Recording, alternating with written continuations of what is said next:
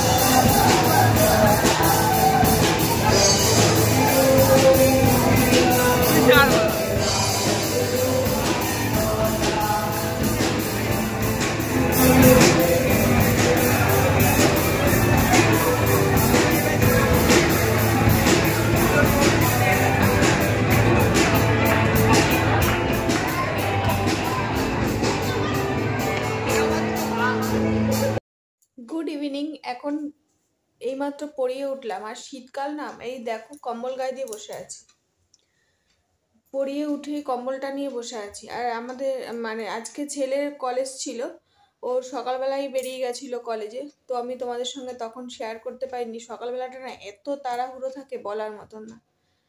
তো আজকে ওদের কলেজের মানে আর্টস, ওদের কলেজে তিনটেই আছে, আর্টস কমার্স সায়েন্স। তো আর্টস যাদের আছে তাদের হচ্ছে আজকে নবীনবরণ ছিল। তো ক্লাস করার পরে ওর তো আর্টস না, ওর তো কমার্স, কিন্তু ও যার সাথে যায় ও সেই বন্ধু আর্টস নিয়েই পড়ে। তা যখন কলেজে ক্লাস শেষ হয়ে মানে ওর জন্য ওয়েট করছিল, তখন ওই প্রোগ্রামটা হচ্ছিল। তো প্রোগ্রামে অংশগ্রহণ করেছিল, তাই ভিডিও করে নিয়ে এসছে, বলে মা আমি তোমার বন্ধুদের সাথে শেয়ার করব। আমি বললাম ভালো করেছিস। তো যাই হোক, প্রোগ্রামটা আমিও দেখলাম, ভীষণ ভালো হয়েছে প্রোগ্রামটা। ওদেরও আছে শনিবার দিন, মানে কদিন পরে হচ্ছে ওদের প্রোগ্রাম, ওদের কমার্সদের হবে নবীনবরণ। তা অনেক দেরি করেই নবীনবরণটা হচ্ছে, কারণ কি কলেজে শুরু হয়েছে তাও তো প্রায় অনেক মাস হয়ে গেল, প্রায় 6 মাসের সেমিস্টার হতে আসলো, মানে সামনেই এক্সাম ওদের। তাই এর মধ্যেই এতদিন পরে ওদের নবীনবরণ হচ্ছে। যাই হোক, তো আজকে তোমাদের সঙ্গে একটা জিনিস শেয়ার করব। দেখো অনলাইন থেকে আমার একটা শাড়ি এসেছে। তা শাড়িটা আমার কি জানি কি করব আমি ভাবছি। শাড়িটা কিন্তু ভালোই লাগছে, আবার ঠিক মন থেকে মানে মনটাও ভালো লাগছে না। দেখো তো শাড়িটা তোমাদের পছন্দ হয় কিনা। দেখো শাড়ির কালারটা হচ্ছে ভেতরে ঠিক হলুদ না, হলুদ না, কিন্তু এটা কি কালার বলবো, এটা আমি ঠিক বুঝতে পারছি না এটা কি কালার। আর এখানে হচ্ছে, দাঁড়াও তোমাদের একটু নিচু করে দেখো, এই দেখো এটার মধ্যে হচ্ছে এই যে মানে রানী কালার মিক্স করা, এটা ব্লাউজ, বুঝেছো।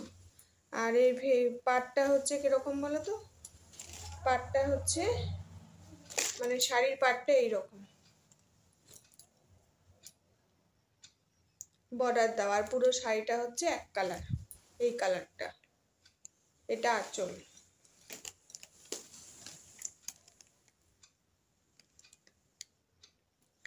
তো সিম্পলের মধ্যে শাড়িটা কিন্তু খারাপ লাগছে না, আবার একবার ভাবছি যে চেঞ্জ করব কি না, ভাল লাগছে কি না, এই একটা মনের মধ্যে একটা খটকা লাগছে। তাই ভাবলাম আমি আমার বন্ধুদের সঙ্গে শেয়ার করে দেখি যে শাড়িটা অ্যাকচুয়ালি পরলে ভালো লাগবে কি না আমাকে।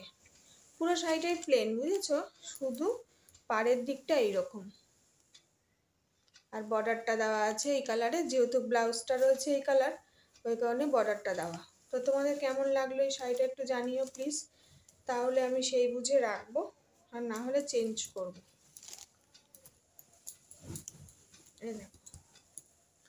মানে খুব সিম্পল আর কি, আর আমার বেশি গর্জাস শাড়ি ভালো লাগে না, সিম্পলের মধ্যে খারাপ লাগছে না, মানে এই কালারের ব্লাউজটা দিয়ে পরলে কিন্তু আমার মনে হয় ভালোই লাগবে।